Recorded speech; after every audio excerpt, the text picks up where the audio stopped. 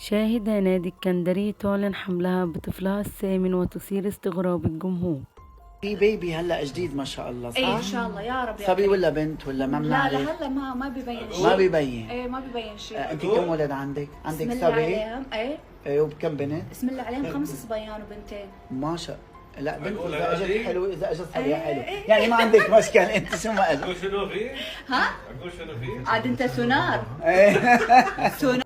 أعلنت الممثلة الكويتية هنادي الكندري في مقطع فيديو نشرته على صفحتها الخاصة حملها بطفلها الثامن، وقالت: نعم في بيبي جديد، لكن لسه ما بين. أنا عندي 5 أولاد وبنتين. وتأكدت هنادي أنها خضعت للفحص بالإشاعة، وتأكدت من الحمل إلا أنها لم تكشف عن جنس الطفل.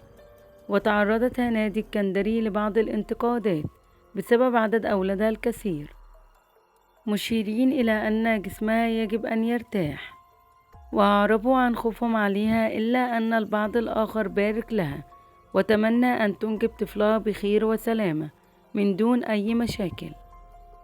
هنادي الكندري هي مذيعة وممثلة كويتية دخلت للمجال الإعلامي بعد انتهائها من دراستها الثانوية، وذلك في مجال الصحافة المكتوبة.